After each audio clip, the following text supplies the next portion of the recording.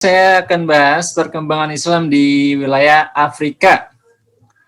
Dan Afrika ini adalah salah satu benua yang jumlah muslimnya sangat besar, ya.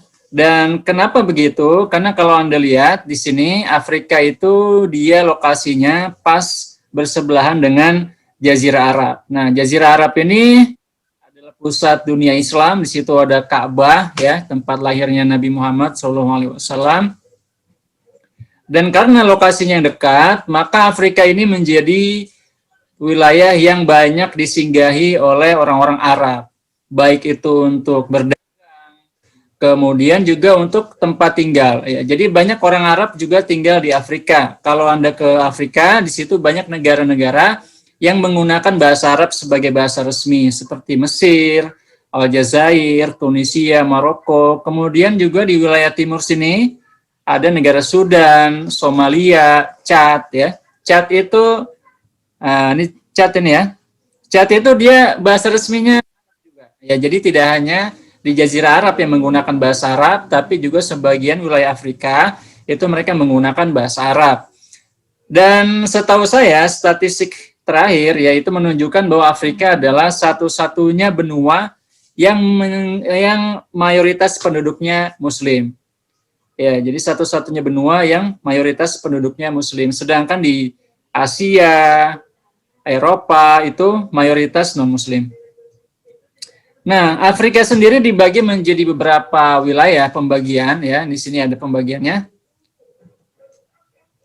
Ada utara, kemudian barat, tengah, timur, dan selatan.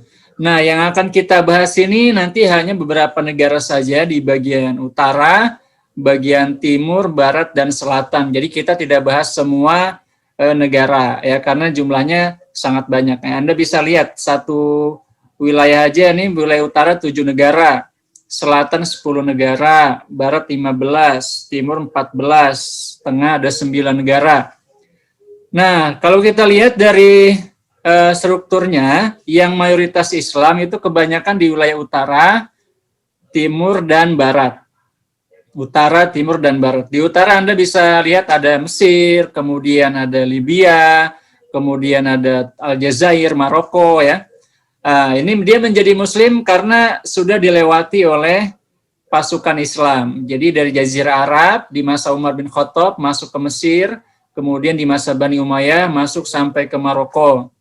Dan kemudian nanti dari Maroko itu nanti keluar lagi pasukan Muslim, namanya Daulah Muwahhidun dan Murabitun, dia masuk sampai ke Afrika Barat, ya. Jadi wilayah Mauritania, kemudian Benin, Ghana, ya, Nigeria, Senegal.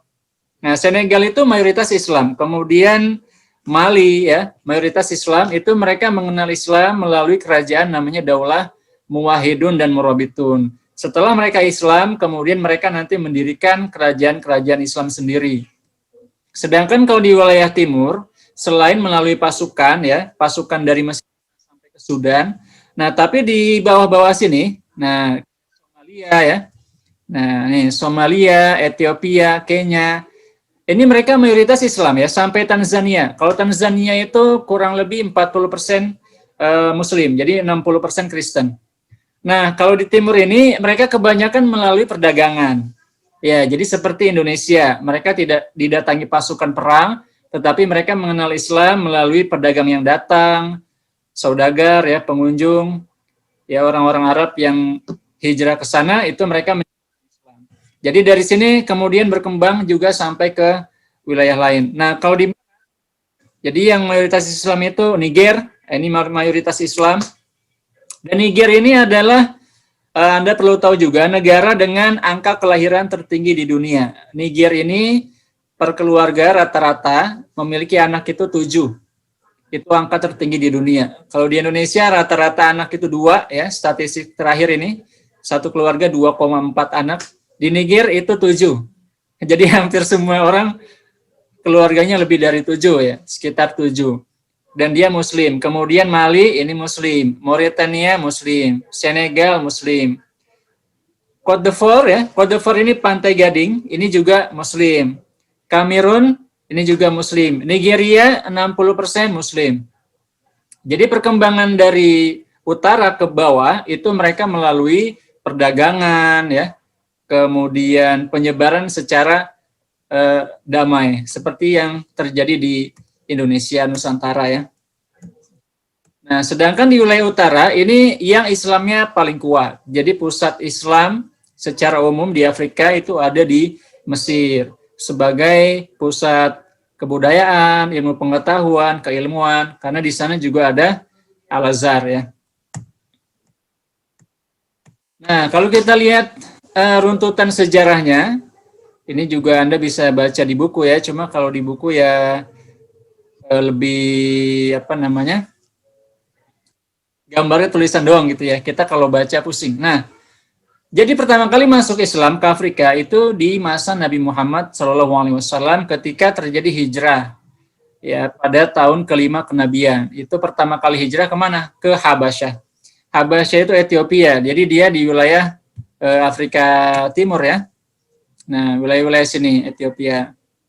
Nah, Ethiopia ini secara apa namanya geografis dia terpisah dengan laut, ya, oleh Jazirah Arab. Jadi bagaimana cara para sahabat pergi ke Ethiopia? Para sahabat itu menggunakan kapal laut.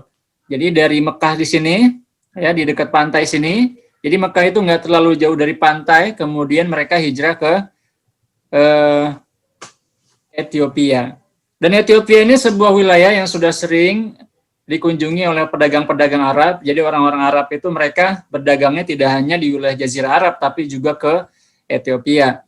Nah, karena itu mereka memilih Ethiopia sebagai tempat hijrah. Dari situ Islam mulai masuk, ya. Dan sampai hari ini di Ethiopia Islam sudah menjadi persentase mayoritas 60%.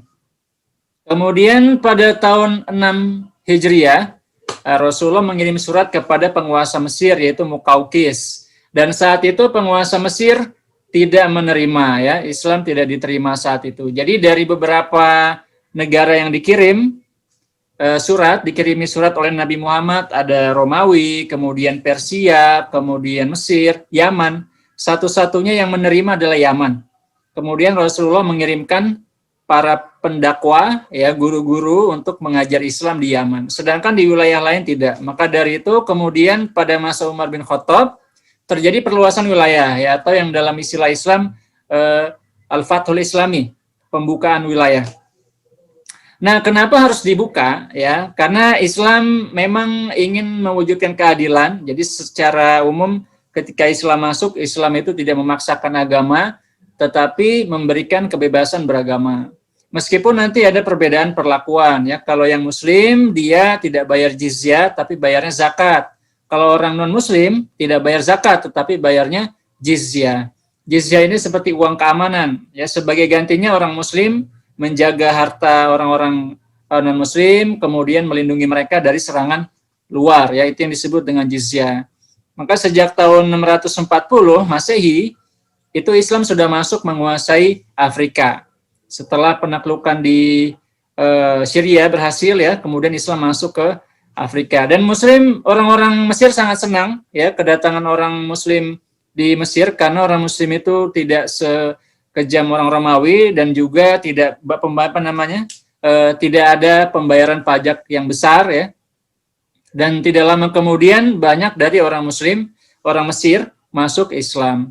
Jadi Mesir adalah negara yang pertama kali berubah menjadi wilayah Islam, mayoritas penduduknya menjadi Islam. Dan itu di masa Umar bin Khattab pada tahun 21 Hijriah. Yang dikirim saat itu adalah jenderalnya namanya Amru bin As. Nah, ini masih golongannya Bani Umayyah, masih saudara sama Muawiyah. Dan kemudian beliau mendirikan sebuah masjid di wilayah Fustot, ya, yang dulu menjadi bekas ibu kotanya Romawi. Nah, di situ beliau bangun masjid namanya Masjid Amr bin As. Sampai hari ini masih ada dan menjadi salah satu masjid tertua di Afrika. Karena itu adalah masjid pertama didirikan di Afrika.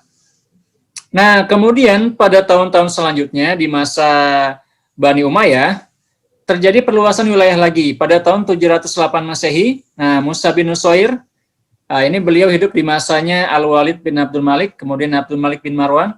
Beliau berhasil meluaskan wilayah sampai ke ujung Maroko, ya, sampai ujung barat Afrika. Nah, disitulah kemudian semakin banyak lagi orang-orang yang masuk Islam di wilayah Afrika Utara. Sampai kemudian beliau nanti bahkan hijrah ke Andalusia ya. Beliau nanti berhasil menguasai banyak wilayah di Andalusia, walaupun nanti kemudian dikuasai lagi sama orang Katolik ya. Nah, kemudian dari situ ya, kalau kita lihat petanya lagi, nah dari Afrika Utara sini ya, ini setelah dikuasai semua oleh orang Muslim, itu mereka masuk langsung ke barat. Nah, di barat sini masih disebarkan oleh para jenderal-jenderal di masa Bani Umayyah, yaitu Uqbah bin Nafi ya, yang melebarkan Islam, meluaskan sampai ke Mauritania, kemudian Mali, dan lain sebagainya. Nah, kemudian baru nanti setelah itu ada Daulah Murabitun. Nah, Daulah Murabitun ini akhirnya dibuat sendiri oleh orang-orang yang ada di Afrika wilayah barat ya. Kemudian nanti berkembang, digantikan oleh Daulah Muwahhidun. Nah, sedangkan seperti saya jelaskan tadi bahwa kalau di wilayah tengah, wilayah timur itu kebanyakan diperluas ya, disampaikan melalui jalur perdagangan. Oke, itulah proses masuknya Islam ke wilayah Afrika. Mungkin ini saja yang baru bisa saya sampaikan untuk pertemuan kali ini. Dan